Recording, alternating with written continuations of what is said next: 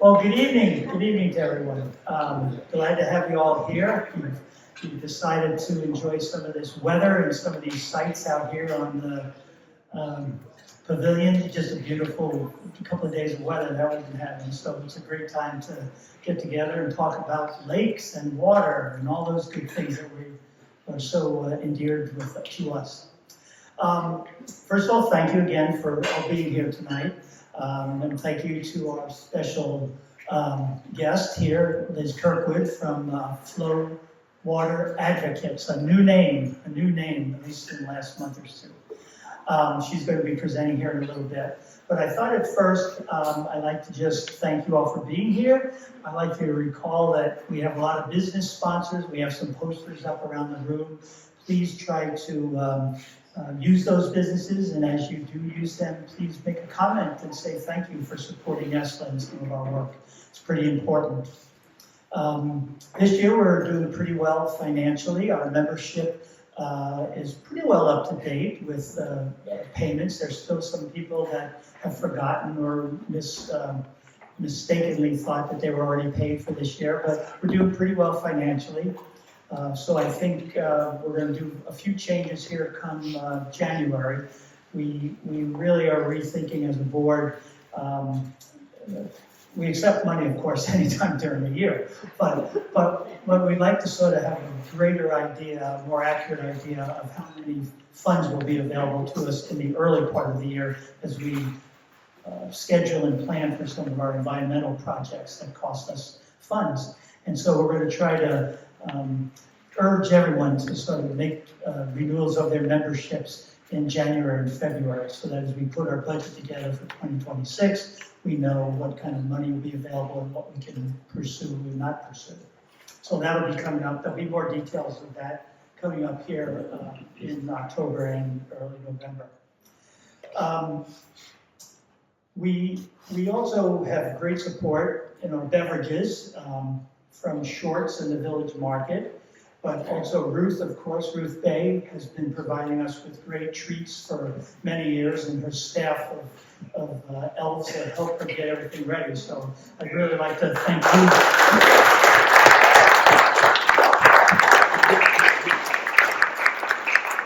Thank you, Ruth. Thank you. A couple of things, an update for you, a couple of updates. So this year, we tried to do some zone meetings, something we initiated. And the intent there was for us as board members to meet with members that are in the 5 zones that we had. It was limited in its success. We had some great feedback, but we didn't have as many members as we would have liked to join us and talk with us. We think that meeting in smaller groups will have people be a little more conversational. Some of our meetings, like our Sure Thing events like this, are more for the presenter and what the program is for the evening than talking about other issues. So we're going to try to do something a little different next year, but we still like to try to initiate some kind of regular meetings across the zones, the 5 zones, and we'd encourage you all to come and participate. It's really nothing more than just coming and telling us pretty much what's on your mind. So we really like to hear those things as we plan for the future. So we're going to be making a few changes next year for that. Give you a quick update, very quick, on the lawsuit that the 3 partners have with Burnett Foods. So the Grand Traverse Band, the Watershed Center, and ourselves, Elk-Skegemog, have this lawsuit. Been going on for about 2.5 years now. The latest occurrence is that in July there was a mandatory court-ordered settlement conference, and that's where the court tells the parties you're going to meet, you're going to try to get together and talk about the issues and a way to settle it. That meeting took place July 23rd, I believe. There was no progress. There were no results. There was no settlement. So in totality, it was, I believe, 1 hour and 20 minutes of meetings. So nothing has happened there. The court, the judge, she has various motions in front of her that both parties have made, both the plaintiffs, ourselves, and the defendant. She's got these motions, and we expect that she'll be reviewing and ruling on those probably within the next 5 or 6 months. So we're not quite sure what the schedule will be. No dates have been set for any further appearances in court. So we'll just let you know, as we know, what is occurring with that. This is a great opportunity though also to thank those of you who have contributed to the fund that is paying for the lawsuit. Without that kind of support, we would not be able to move forward. So I want to thank you for that. A big issue on the agenda, Sam and her work, environmental work, has uncovered for us, and I think you've heard about this before, that we have found this invasive plant, curly leaf pondweed, I forget the leaf, curly leaf pondweed in Rug Pond. And if you know much about Rug Pond, it's over there on the very top, if you will, of the Rapid River. It is in Kalkaska County, and the Rapid River comes into the Torch River, and then obviously the water keeps on coming down, Skegemog, Elk. So we found this, Sam found it. There's a pretty heavy vegetative garden, if you will, of it. And the Rug Pond is intended to be, the dam is intended to be removed by Kalkaska County. They will be removing that when they get the funding. They're in the planning stages now. And our involvement is that we want to make sure that they address how they're going to handle the invasive species that they might find in there, as well as the sediment that's in the pond. The pond has accumulated sediment over many, many years. No more sediment needs to come down the Rapid River. It's a very good fisheries river.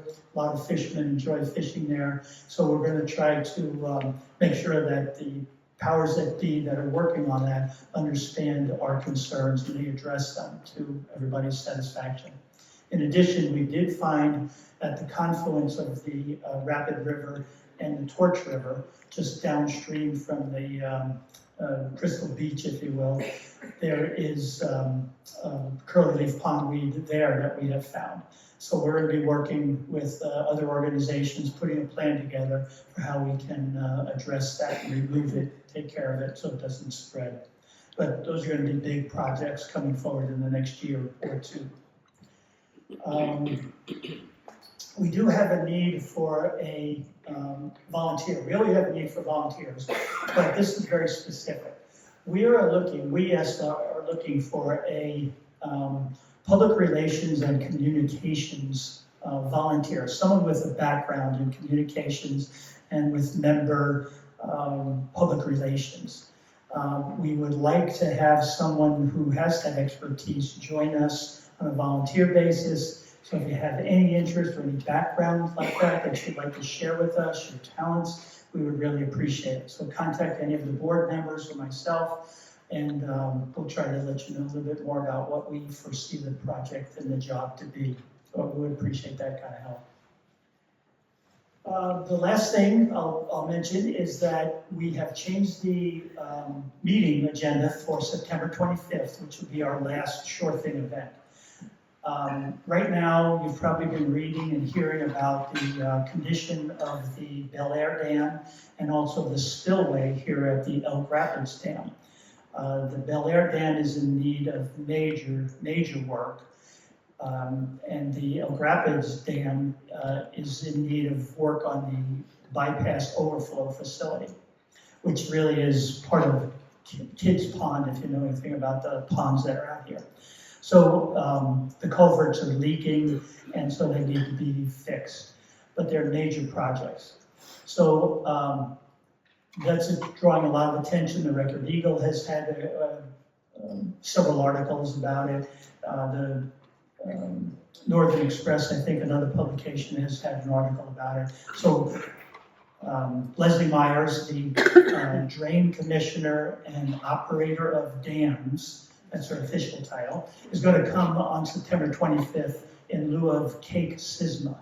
Cake Sisma was the intended presenter that night, and they would have been talking to us about invasive species, both aquatic and land-based.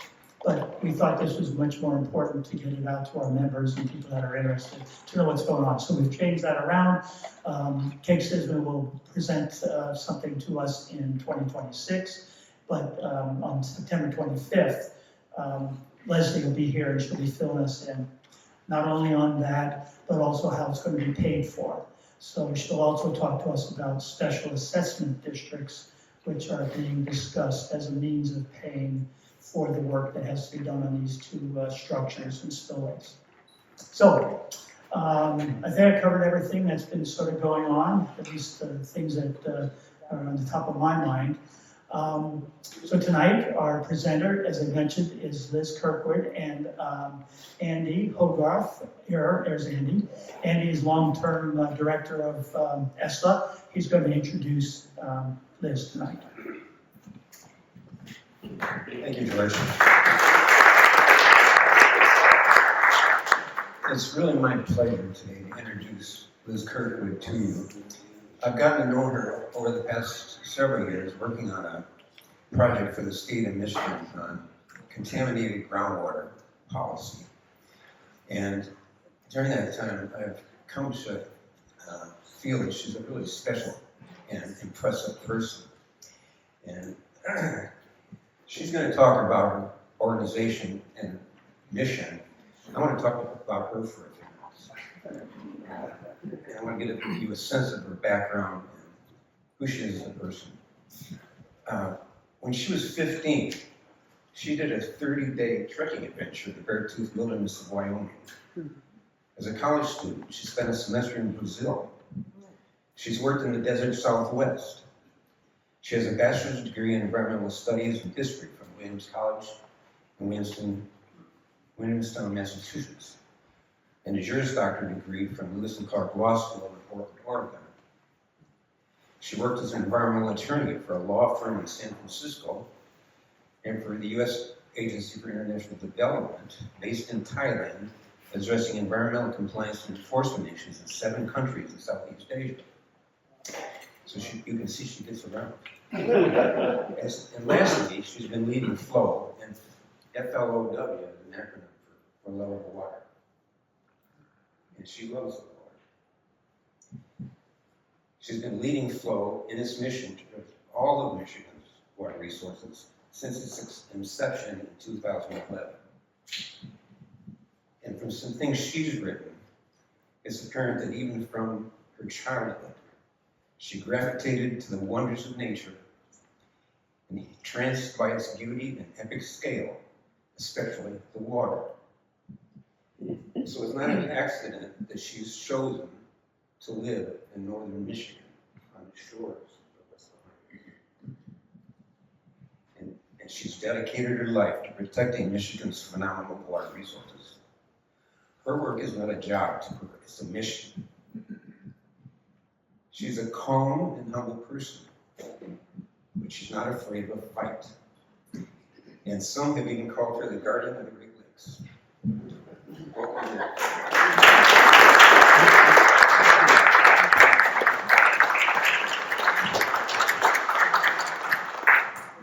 Okay, what do you say after you have an introduction like that? Andy, thank you. That is incredibly kind. And you all know Andy, and I don't have his resume, but 40 years dedicated your life to protecting Michigan and its water, air, and land. And we all owe a great deal of gratitude to you, so thank you.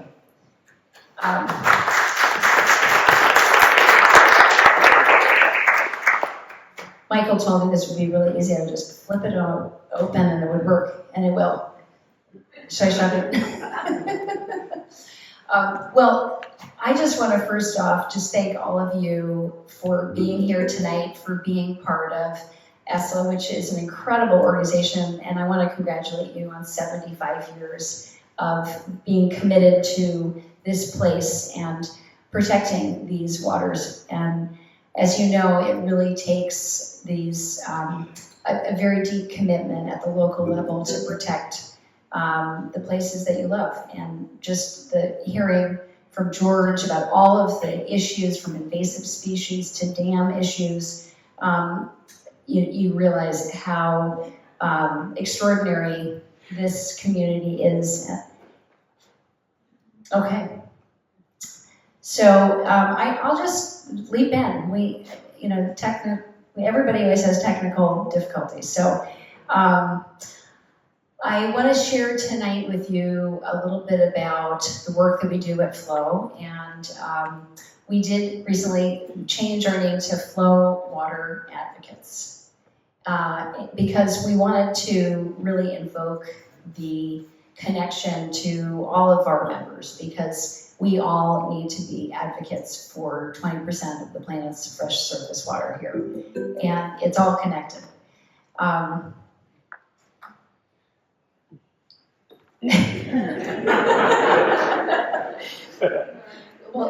Or him. And so Jim Olson is our founder, and many of you may know him. He is an extraordinary environmental lawyer who's defended citizen groups for the past 50 years. And out of the representation of the Michigan Citizens for Water Conservation against Nestle, there was this call from citizens to form an organization that was really going to focus on the public's right to protect our water in perpetuity. And the kind of water privatization and commodification threats that we have to the region are very, very significant. And you may recall back, 25 years ago, there were lots of conversations in the basin about people taking our water outside, and that led to the formation of the Great Lakes Compact, which bans water diversions outside the Great Lakes. Yeah?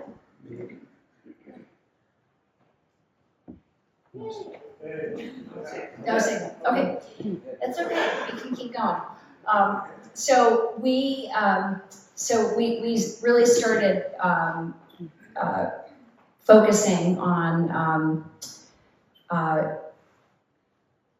this issue about protecting the public's water, and we come to this work through, as lawyers, as communicators, focusing on the public trust doctrine, which is something that we all inherently know, that there are some resources that belong to all of us, and that is our water.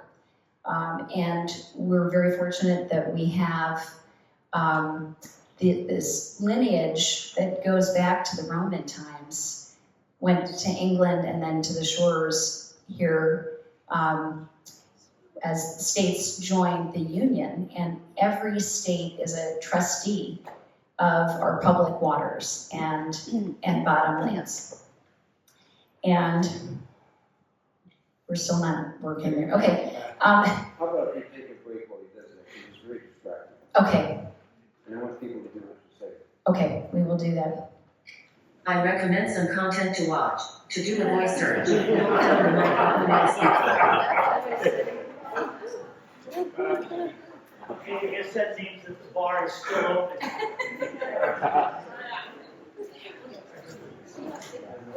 Well, we have a few minutes until Michael, the complete technical expert, gets these fixed. So what's on your mind? Tell us about ESLA, something. Share something with us about ESLA. What do you think we should be doing that we maybe are not doing well enough, in your opinions? Or what do you think we're doing excellent jobs with? Not everyone all at once now. I can't figure it out. All right. What does ESLA do? I see that there's a customs pest control officer and the board there. What does ESLA do about pesticide use, particularly spraying for mosquitoes along the shorelines of the coasts? The question was, what does ESLA do about the use of pesticides along the lakes in particular, perhaps as an example of spraying for mosquitoes? We don't have anything in particular in the program about or that we address in that way. We are generally concerned about the use, especially when we talk about invasive species that we, ESLA, intend to treat or try to mitigate. We are very cautious about the use of any chemicals. Sam, our biologist that many of you know, she advises us all the time that we should look at manual removal and mechanical removal of these invasives when possible. Sometimes that's not possible. We have tried in any of the work we do using chemicals that they're chemically safe for the aquatic life around them or the other plant life. But as far as who our sponsors are and what they do, I think they know our position on these things, but I can't speak specifically to that question, Nancy. So, yes. Just want to compliment you on what you're doing right. Just changing the September agenda to address the dam issue, which is a current thing, but just shows how on top of it ESLA really is and wants the membership to really know about what's going on. And Samantha's updates are always great, and so I really appreciate the information. Thank you. We have that on tape, and we'll be playing it after. Thank you. Thank you. Turn it back over. All right, we're back on track here. Thanks for your patience. I've told you a little bit about who we are, but we're growing. We're located in downtown Traverse City. Please come visit us. We're a staff of 11 now. We're growing our legal team. We have policy folks and communication folks, and we also like to have a lot of fun. We had a great event with May Erlewine earlier this month, and we hope that you get to come out to those events too. We are, what we strive to do is support groups just like ESLA in ensuring the protection of your water. So the Great Lakes Environmental Law Center that is representing ESLA with the Watershed Center, that's a group that we work with regularly. The core programming that we've been focusing over the years, of course, is all about the Great Lakes. Huge number of threats, lots of contamination.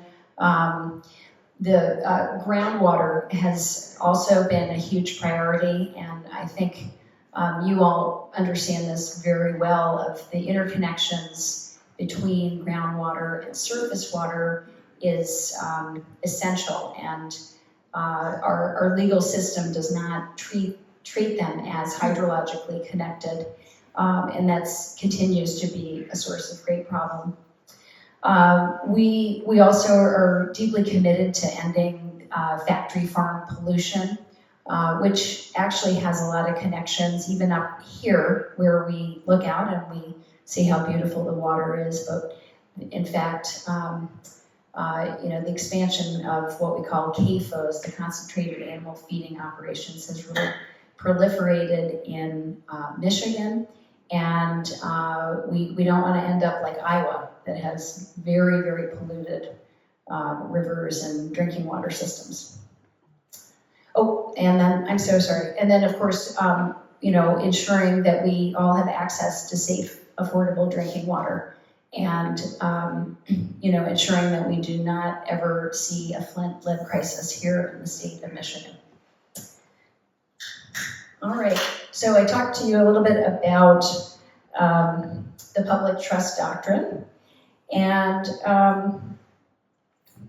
that is Emperor Justinian. Just so you know, he's the Roman emperor who tried to take away the rights of the fishermen, and they said, no, the fish in these waters, these are public waters. And I love that story because it it is so deeply ingrained in humans to understand the deep connections we have to water and the need to protect it for all. So I'm going to just spend some time talking about the 4 different programs, and I'm going to end with something that you all can do related to line 5, because we have a public comment period that's ending tomorrow. So, and just out of curiosity, how many of you have never heard of line 5? Okay, I love that, because I've been working on this issue for a long time, and there were many times when I gave a presentation and there were a lot of hands that would go up. So, groundwater is this incredible thing we don't think about, that we have dubbed the 6th Great Lake, because there is as much groundwater in the Great Lakes Basin as a 6th Great Lake that would be the size of Lake Huron. And in Michigan in particular, we have the dependency on the groundwater is very significant, because so many of our communities depend on groundwater for their private drinking wells. And we'll talk about the connection with the septic systems, and I know that's something you all have been working on.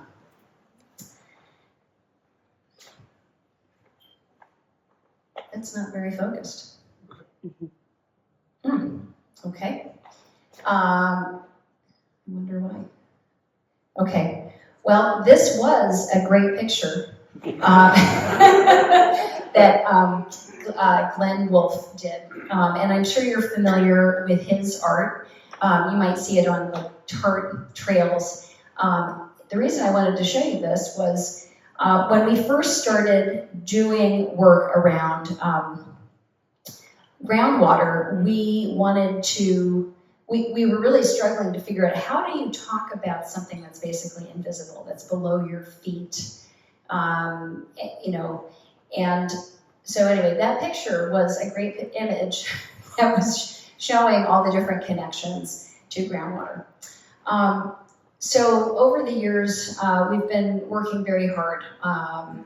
Over the 2023-24 legislative session, we worked with lawmakers and a very diverse coalition with realtors and public health agencies to focus on finally having a uniform septic code. As you probably know, we are the only state in the United States without a code. And we have, 3,200 miles of coastline. We've got 11,000 lakes. And think about how many cottages have failing old systems. We are working again with Senator Singh in Lansing, and my hope is that the folks can actually get the budget passed, because then we can start working on policy issues. And when this bill is introduced, it's going to be really important to contact your local officials to let them know that this is a priority for you. And if you sign up for our newsletters, we'll make sure that you can do that. The other issue that's very near and dear to us is ensuring that we have some polluter pay reform. There are over 26,000 polluted sites in the state, and over 13,000 of them are what we call orphaned sites, because they don't have anybody on the hook to pay for those. And Andy can tell you a lot more about all of that work. But right now, the state of Michigan applies what we call institutional controls, putting deed restrictions on the land, limiting the type of use or the aquifers, and over 2,000 of those properties have such contaminated water that the community can't use that. And when you think about how do you quantify the fact that that community can never use their water source, and it's difficult to quantify economically, and yet that is a situation that should absolutely not happen in Michigan. We need to, if we're committed to having a vibrant state and attract new businesses, we have to ensure that they're safe water sources. And then the last key priority that we're working on is the Michigan Water Trust Fund Act. And that is some model legislation that we authored at Flow, designed to generate $300 million a year that can be put back into our drinking water systems to address the myriad of problems: lead, PFAS, affordability issues, and of course emergency water crises that happen. And it focuses on having the bottled water industry pay 25 cents per gallon, and those monies are put into this water trust fund. And if you think about the fact that these water companies are making billions of dollars off our public resource, it really makes sense that they can help contribute to the water infrastructure. So as you know, there are just too many vectors and sources of contamination. Everything from the urban runoff, ag, the legacy contamination sites that I mentioned, abandoned wells, the alphabet soup of all the chemicals, and failing septic systems. And 10 years ago, we a little bit more than that, we would have been talking about fracking up here in this area.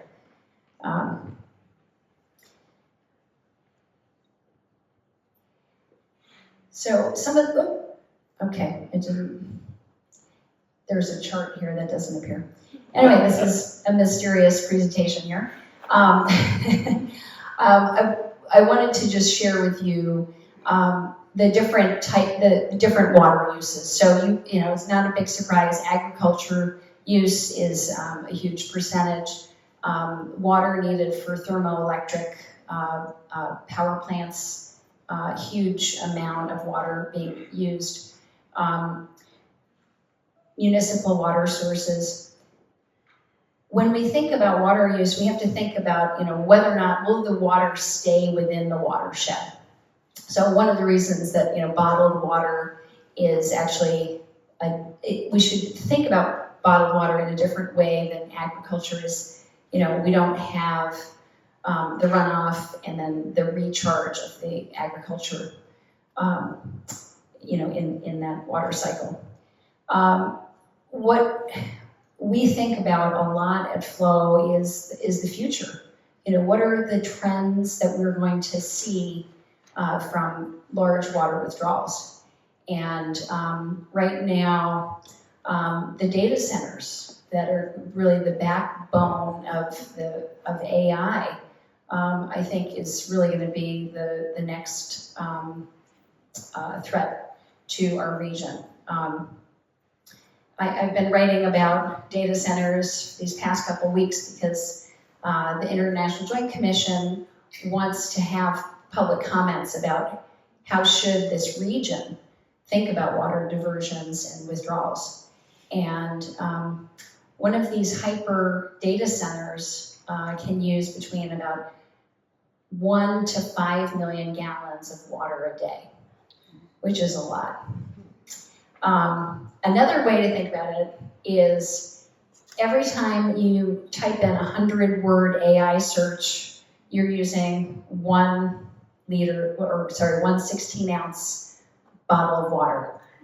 It has an incredible impact on water, and the water is needed both for the electrical generation and all the energy that's needed to power the data centers. I'm sure you've read about that.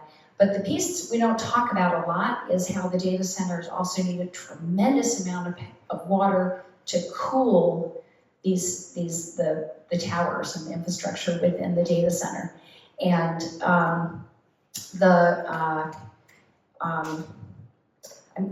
really into this subject. I didn't need to tell you so much, but they're using evaporative cooling, and so that water then leaves the system. And so one of the things we really need to be thinking about is having technologies that use closed loop systems. So there's a lot more to talk about on that, and I just urge you to think about the water side of data centers, and when you have conversations, raise that, because it continues to kind of be the stepchild. The septic issue continues to plague us. I'll just say, one of the bright things that happened this year was that Grand Traverse County adopted an ordinance that would impact septic systems within 300 feet of water body. And we now have 12 of the 83 counties that have some type of ordinance. So, and I'm not remembering up here, or do you guys have them? No. Maybe that's something we should work on. Let's see how things go. Oh, is George an answer? Yes, George will answer. Milton Township has a very good regulation on septic systems, and as you mentioned, Grand Traverse County hasn't started implementing it yet. Right. Yeah. Okay. Well, see, we can partner already, I can tell. And we talked a little bit about this before, so I will continue. I'm just going to keep moving. I don't know why any of the pictures don't show. Okay. There were pictures there, but they're not. Okay. All right. So I wanted to share just a little bit with you about the CAFOs. And as I mentioned, there has really been an explosion of the number of CAFOs in this state. The map that you don't see, it shows that most of these CAFOs really are kind of clear and down towards the thumb, and there's a lot over in West Michigan as well. But here's the connection to northern Michigan. A lot of the animals that end up in the CAFOs are first born up north, stuffed with corn, and then they're shipped down. And so we really do need to recognize the connection that we have up here. The real problem with CAFOs, if you haven't visited one, is that you have these huge lagoons of manure, and that has to go somewhere. And the practice now is to over-apply manure on land that's pretty close to where the CAFO is, but the land cannot absorb that level of nitrates, phosphates, and so it just goes, a lot of our agricultural lands have tile drains. So it's literally like a pipe that's just pumping all of the manure into the groundwater, into the wetlands and lakes and streams. So we have a very serious issue that most people just don't think about very often. And if you're not in a rural community with that kind of experience, it's something you just sort of drive by.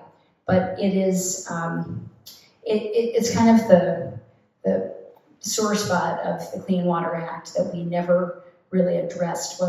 This is called non-point source pollution.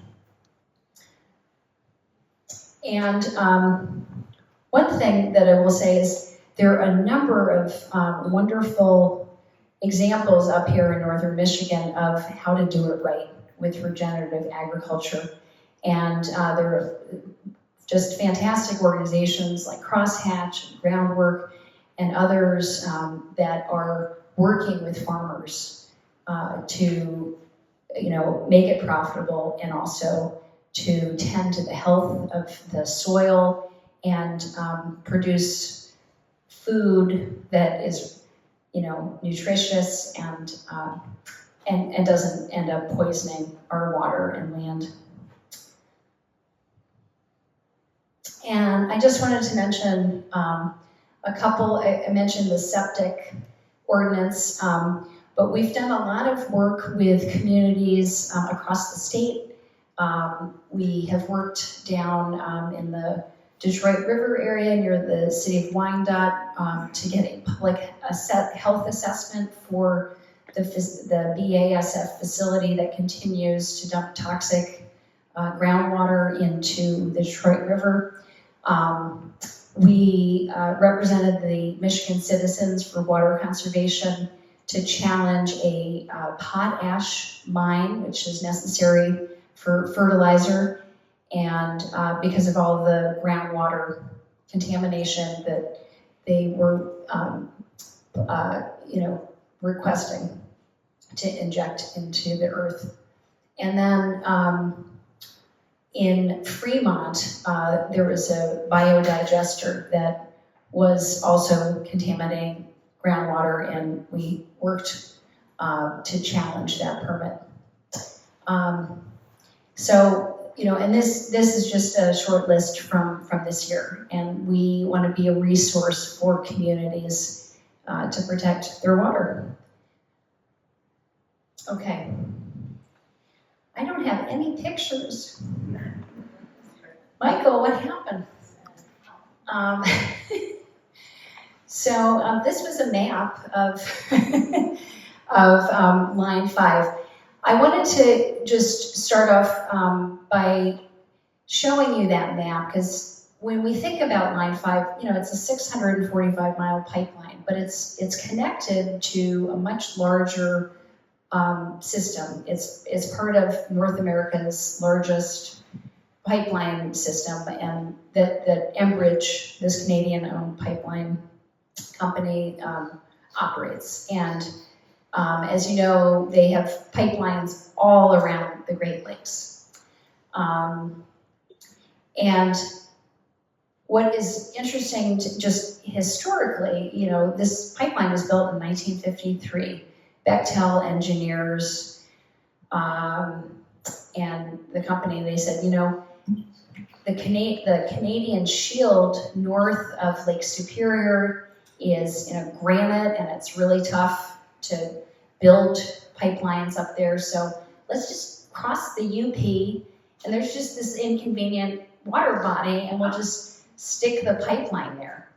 And the kind of ingenuity and the engineering to make that happen is pretty extraordinary. However, they underestimated the power of the currents, and they thought that the pipeline could just rest on the lake bed itself, and that would provide adequate support. And of course, it can't. And the first kind of 10 years of this battle, I don't know if I have any, we at Flow worked to document all the violations of Enbridge, because one of the conditions to occupy the public trust bottom lands was that they needed support every 75 feet of this 4+ mile pipeline. And in the Straits, just to remind you, the pipeline becomes 2 20-inch pipelines. And then when it gets in northern Michigan and in the UP and then northern lower Michigan, it comes into a 30-inch pipeline. So, it's been 15 years since the Kalamazoo disaster. And I like to think that Michiganders haven't forgotten that, because it was one of the largest inland oil spills in U.S. history that happened right after the BP spill.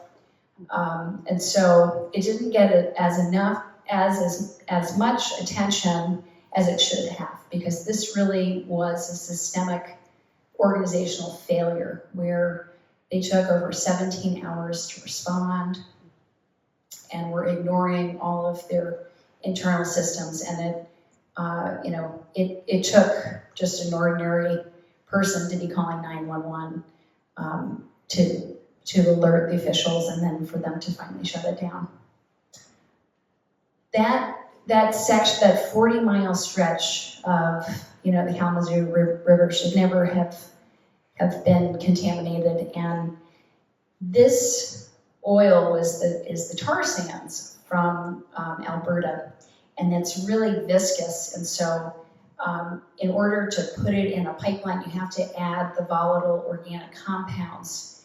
And as soon as it bursts, those VOCs evaporate, and then the tar sands basically coats the bottom of the lake, and it would just be devastating. Now, the product in line 5 is refined tar sands. So it is lighter in weight. And then what's unique about this pipeline is that it also transports these natural gas liquids. So that is part of the conversation we'll have about the tunnel, because natural gas liquids can be explosive. So it's kind of a unique pipeline that carries both. If you think about line 5, it actually, it's similar to line 6B that ruptured, because the amount of contamination of both oil and natural gas is equivalent. It's 1 million plus gallons over its 72 years. And there may be other recorded incidents that we just simply don't have records of. I really wish these pictures were here. Because they're pictures of the anchors. Do you guys remember in 2018, there was an anchor strike that hit both of the pipelines, and then it struck ATC, which were these electrical pipelines, and ruptured those. And that was an important moment and a real wake-up call for bipartisan support to shut down the pipeline. But of course, that also was the last year of the Snyder administration, and that's when Enbridge brokered this deal to build this proposed tunnel. And it's 2025, and we're still talking about a tunnel, and they're still operating this ongoing pipeline that is a clear and present danger every single day in the Great Lakes. All right. So look, there's a picture. It's not a good picture, but blurry. So one of the things that we did is we worked with some academics at MSU to calculate how bad an economic meltdown would this be. And one of the really stunning things, this is just using US data, was that if you close down the Straits of Mackinac for 2 weeks because you had an oil spill, it could be a $45 billion meltdown, because the ships and their cargo couldn't bring things to port. And a lot of this has to do with the taconite to go to the steel mills down in Gary, Indiana.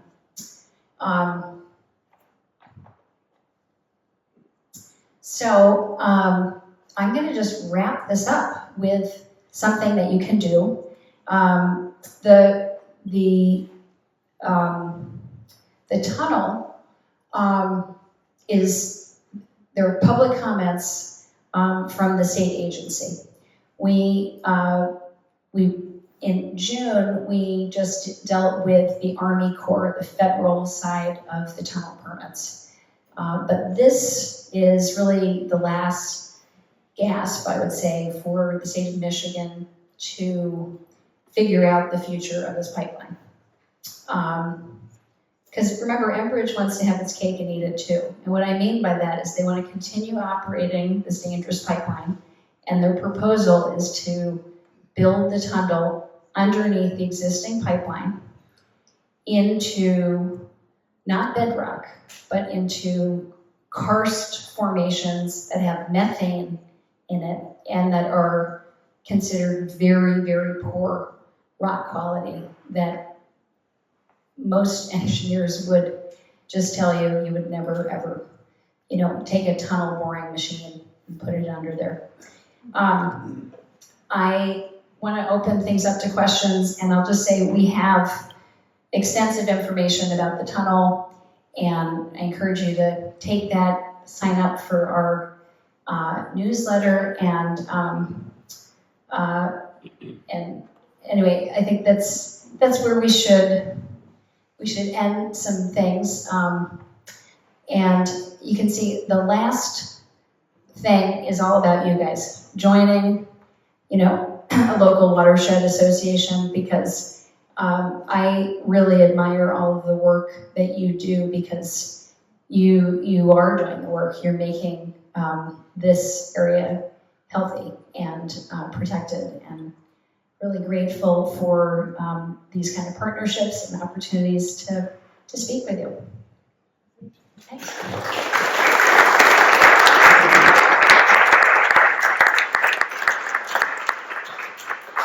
And I apologize about all the technical difficulties. A question about the septic regulations. Yeah. One of the things that I've heard at the state level is that there's concern when a septic system may fail, whatever the parameters are, how does a person then pay for the remediation or the improvements? Yeah. Are they going to address that? Is that something on the agenda to address the costs? Yes, so thank you so much for that question, George. So the Michigan Water Trust Fund Act that I mentioned to you, one of the available sources of one of the things the trust fund can fund would be septic systems. And Senator Singh is really committed to that, because he wants to introduce both the septic legislation and the Michigan Water Trust Fund Act. You may be familiar with the MI Saves program. It would function similar to that. It's kind of low or no interest loans. But George, you raise a really important issue, which is the cost and expense for replacing the septic system. Can be a real challenge for folks, and so this is a missing piece, right? This is critical infrastructure, and we need to figure that piece out. Yeah. Just saying, children, are these septic systems only found to be non-conforming when the property changes hands? Like there's so many non-conforming septic systems that are certainly within that 300-foot perimeter, that my understanding was there doesn't come to light until the property is sold or inspected and all of that. So all of these are quote non-conforming now, still existing, hopefully not leaking or whatever. But is that the only way that there comes to light where they have to be replaced, or? So you're talking about the time of transfer, time of sale. Right. I mean, there's a lot of non-conforming septic systems Right. around Parkway Place. Yes. So, but they're only really detected or noted when the property exchanges hands. Right, and then the idea would be that eventually you would have regular repair and inspections. So it would shift to a much more holistic way of managing and But nothing changing. happened until that point in time, correct? Well, initially the idea is to have it the time of sale. So it's imperfect, yes. Yeah, you're accurate. Yes? It's unfortunate the pictures of the pipeline didn't show up, because they speak 1,000 words. I know, They show how old I and know. vulnerable that pipeline is. I know, but let me see if I can do something. Okay. But do you want to explain more about the Well, I pipelines? wanted to ask a follow-up question. Yes. I've seen a map that shows an alternative route that goes the same place, Canada. Yes. So why don't we use that instead? It goes through Canada, so. No, it goes to Canada. Yes, to Canada. So what Andy is referring to is when Line 6B, the Kalamazoo spill happened, that pipeline was supposed to be just repaired, but in fact, they doubled the capacity. And that pipeline goes to Sarnia, Ontario, where Line 5 also goes. And so when you look at the expert reports, they talk about using the pipeline. It would be from Superior, Wisconsin down to Illinois, and then Illinois across lower Michigan, and then into Ontario. And that's to make that happen, it requires, a regional coordination. But instead, because this pipeline is so profitable for Enbridge, they make about $2 million a day off it.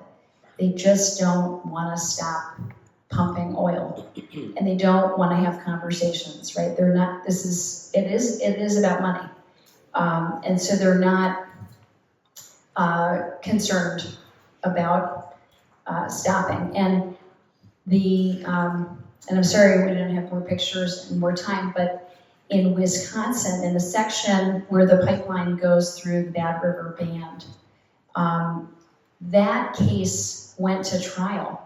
And when Enbridge's experts were under oath, they said, it's actually not a big deal when this pipeline shuts down, because the gas prices would go up, a penny, up to maybe 5 cents. And so what that tells us is that this is really a Canadian-owned pipeline using the Great Lakes as the shortcut to go back to Canada. And there really needs to be a political solution for the countries to address both energy security but also water security.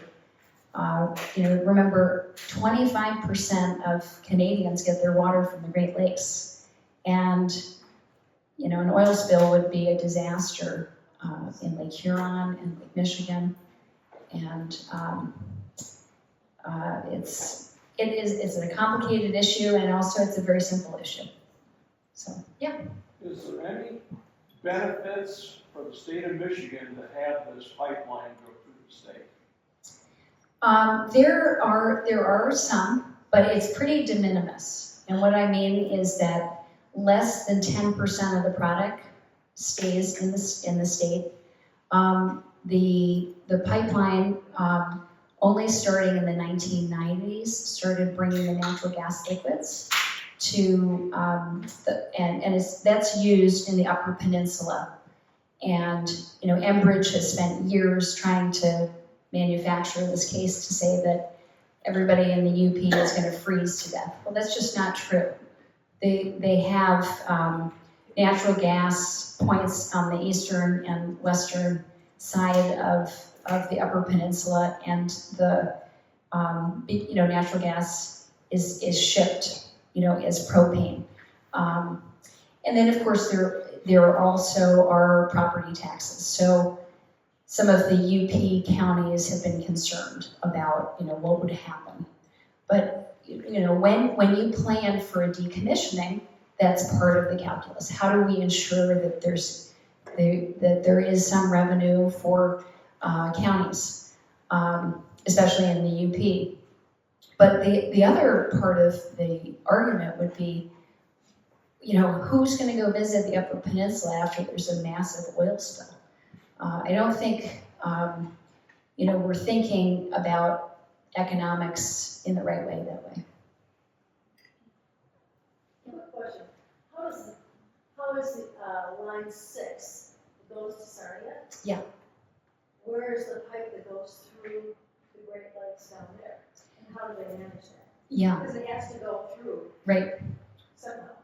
So that's part of an area where there are about 28 different pipelines that go from Michigan to Ontario, and those are housed underneath the St. Clair River. Yeah, in a tunnel. Yeah. Is, that's exactly the question that I was saying. Is it any safer to go under the St. Clair River than to go under the Straits of Mackinac? Or is it just as risky? That's a good question. I mean, I would argue at this point, because there is no pipeline underneath the straits, I think that is more dangerous. It's longer. There is no pipeline under the Straits? There's no tunnel that houses the pipeline. I'm Or sorry. the one that's under, to get to Sarnia, is a real tunnel? Mhm. Okay. Actually, I think it's horizontally, directionally drilled. Yeah, it's a HDD. Yeah. Much shorter. There's 3 rail tunnels, there's pipeline tunnels, there's Yeah. a bunch that goes under the East River. Right. It's not unique. Okay, my real question. Okay, let's hear the real question. I would like to know how many miles it would take to run the pipeline above Lake Superior in Canada to get to wherever they want to go in Nigeria, versus how many miles the plan, the new one, we're talking about the new one, how many miles the current one that they're planning is. What's the mileage difference? I know it'll be greater. So we were just talking about that, and when they originally planned for this pipeline, they chose not to do that pipeline. I don't know the length, but I have experts have a shorter solution, which is to use the existing pipelines that are already here in the Great Lakes. So it's not even demanding a brand new pipeline. So I'm sorry, I don't have a map here, but imagine this is Superior, Wisconsin. Go down Wisconsin, here's Illinois, and then cut over Lower Michigan. So that's the route that would get the same product from Canada back to Canada. Does that make sense? Yes, I understand that. Okay. That's one route. Okay, what they're talking, that route over Lake Superior. Right. Say it's twice as long. It may be the cost to put a tunnel under the Straits of Mackinac. It costs twice as much as just laying a pipeline on the ground, on ground surface, Canada. Mm-hmm. It may cost twice as much, so maybe the cost for the pipeline maybe won't be exactly the same, but I would think it may not be as much. In other words, maybe the difference is low enough that somebody would buy into doing that for the good of the Great Lakes. Mm-hmm. Perhaps. I will say that the Canadians don't like pipelines. They like them in America. If you, and it's really interesting, if you look at the way that Canada is talking now, since we have this very aggressive posture of them becoming the 51st state, for the first time in, I don't know, a decade at least, we're starting to see, the premier of Ontario saying, we need to build pipelines, right? Because the Canadians uniformly, the public rejects the construction of pipelines. That's why they've had so much trouble getting the Trans Mountain pipeline built to the West Coast. And so I'm just offering to use their existing pipelines, which means you don't even have to build a new pipeline, Canada, but not in our Great Lakes. Yeah. What is the process after tomorrow's deadline for comments? What is the normal expected process? Yeah. Well, great question. There's not a date certain that Eagle has to make a decision about it's a combination to comment both on the wetlands and also the Great Lakes Submerged Lands Act, which is the law that requires it's our public trust law. So the Eagle has to evaluate if there is harm or impairment to the wetlands or underneath the bottomlands. And if they detect if there is harm, they have to look for alternatives. What would be the alternative? To shut down this pipeline and go around the Great Lakes like we were just talking to. So I'm gonna guess, I don't know, maybe November they might come up with a decision. Maybe not. Because there have been over 60,000 comments, and then this group is going to add, I don't know how much more. But we also have one other permit that Eagle is going to put out for public comment, and that is for the groundwater that has to be pumped. Because remember, if they're building this tunnel under the lakes, they need a constant source of water in order to drill it. And Enbridge needs a Clean Water Act NPDES permit in order to build this tunnel. So that is maybe that will come out in November. So I don't know, maybe in the winter, 2026. But we will definitely keep you posted, and your comments really matter, and the link that I had, you can just change a couple of words, and it really does make a difference. And then there have been a lot of public comment periods, and you can voice your opinion. That tunnel that you're talking about, that Enbridge wants to build, and did you say that's through on the ground under the straits, that no one should be drilling it because of methane? Yes. Yeah. Well, why doesn't that just kill it immediately? That's a great question. See, I want you to make those public comments. Yeah. So in order to drill it safely in the Straits of Mackinac, it's cheaper to build the thing either through Illinois, like you're talking about, or through Canada. Yeah, right. And the last thing I'll just mention to you is that, the rest of the pipeline is also 72 years old, and it crosses 400 other waterways. So how many communities are affected by this? It's very significant. There's no conversation about does the rest of the pipeline need to be replaced? And it's just a pipeline. It's we still need oil and gas, but we can do this in a much smarter way. And it shouldn't be such a battle, but it is. And so the public really needs to take a stand. So thanks.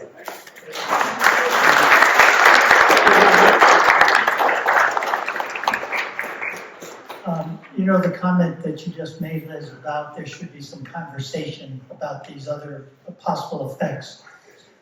And it's something I failed to mention earlier in my comments. All of us should participate in any of the work that goes on in our townships or in our counties when they put together master plans or revisions every several years or look at zoning changes. It's very important to be involved, to just let your opinion be known, no matter where it is on the spectrum, but get involved to some degree. You don't have to be an advocate and carry banners and pitchforks, but let your opinion be known. And we think that's important from ESSA's standpoint when we look at environmental issues as well. So thank you very much. We appreciate your joining us tonight.